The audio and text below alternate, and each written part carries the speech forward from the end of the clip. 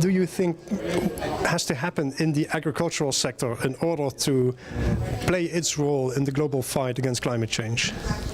Well, I think agriculture always has a very special position because it provides the food for us, and therefore we must be very careful in anything we do. Agriculture is a big emitter, and if we take agriculture and land use together, historically, they make up something in the order of 40% of our greenhouse gas emissions. So it's better to discuss agriculture within the context of land use in its totality. And therefore, there are obvious low-hanging branches that can be addressed, and addressed pretty well everywhere in Europe at least. We've the possibility, for instance, to enormously improve our practices.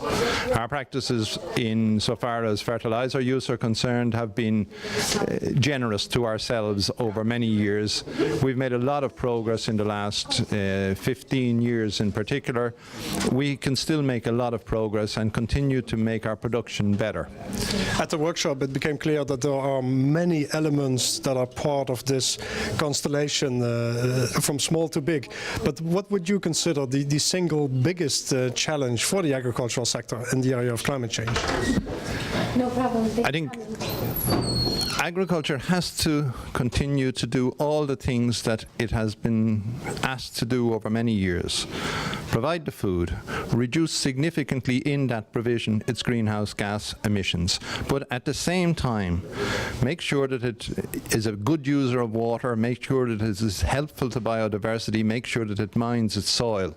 Now, how each member state does that is really a matter for each member state. What totally can be done, and we've seen it over the last 10 or 15 years, has already been a much more efficient agriculture emerging.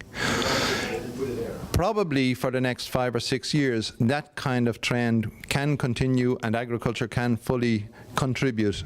But there is a mass of research needed insofar as how we produce our agricultural goods.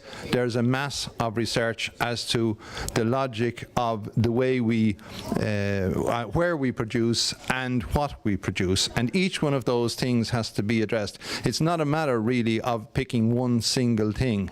It is a matter of greater efficiency, greater recycling. For instance, we could have our phosphorus use if we recycled our phosphorus. Phosphorus and nitrogen are significant users of energy in their production. So if we are better in the way that we use these products, then we can automatically, without any change in output, decrease our greenhouse gas emissions. But agriculture also has to adapt to climate change. And that is not going to be easy, because farmers are going to have to face a situation where there are huge fluctuations in production, in weather, all of which make farming all that bit more difficult. And at the same time, agriculture has to prepare itself that in 10, 15, 20 and 50 years' time, it's still doing the job that we ask it. The agricultural sector is very clearly a global sector. The European Union wants to basically place climate measures on the agricultural sector. What role and what potential do you see for the European Union to be effective in this field?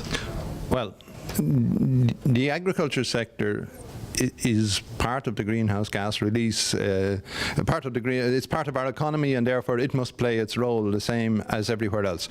But there's no use in it playing a role in one part of the world and not playing a role in the other part of the world. So the same hard questions have to be asked in every part of the world.